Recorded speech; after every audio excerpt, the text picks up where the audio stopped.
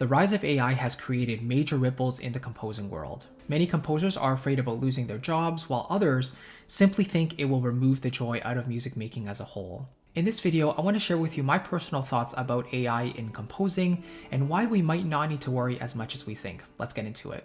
So one of the big reasons I'm making this video is because this exact question and topic came up in one of my recent calls in my Chris's Inner Circle mastermind group.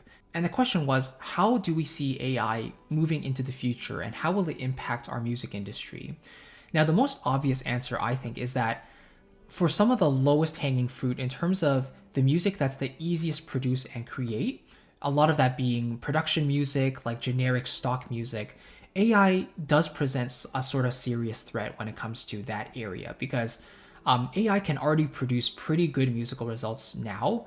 And when it comes to music that doesn't need to rely on a lot of musical melodic material that tells a story by itself, but instead creates a certain mood and sticks with that for the duration of the piece, I think AI can already do a pretty good job at that. I asked my friend Ryan Leach about this as well, and he mentioned how he's worried to see how AI will be taking over, the music production side as well, because a lot of his income is based around royalties from production music and having, libraries paying and a lot of that consistent revenue streams.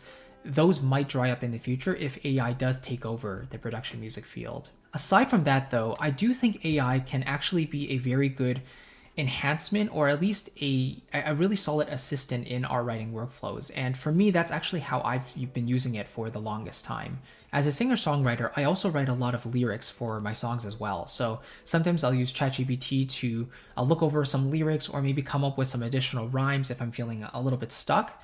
And I found that a lot of the results I actually do like, a lot of the results may not be perfect, but at least it gives you a starting point to pick from, and you can always massage it and refine it to how you like. I think another useful way you can use AI is to help you analyze, for example, a mix or a master. So I think there are plugins now where you can apply it to your entire mix and it'll listen through the whole thing and it'll give you a starting point on how to clean it up based on commercial standards, giving you EQ, compression, delay, reverb starting points that, you don't have to use exactly what they give you, but at least it points you in the right direction.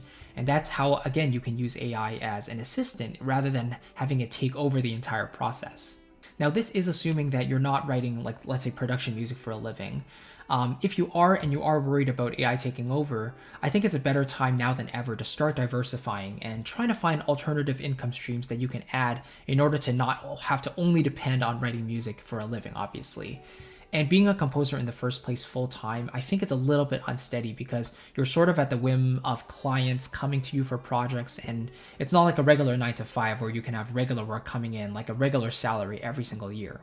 But even for the composers who do write for, higher up films and video games and things like that, I actually think that it's good news for us because the directors and the developers who truly value music and the power of human efforts, I think they will respect the human output even more in that regard because they might be up to date on how good AI music can be, but when it comes to something as creatively personal as music making and composition, I actually think developers and directors will be even more willing to invest in people, orchestras, live music in order to create that human-like experience that you just can't get with AI.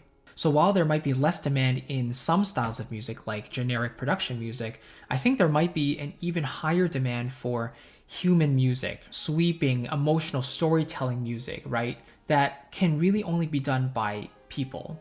Of course, robots can get close, especially if you give it a prompt and maybe it calculates something and comes up with something that's decent, but I think humans will still have that edge in terms of creativity over AI. Then there's also the question of making music with AI. Is it technically cheating or is it valid, right? Like if you're using AI to compose your entire piece and then trying to claim that as your own, then obviously that's not plagiarism, but it's not authentically yours.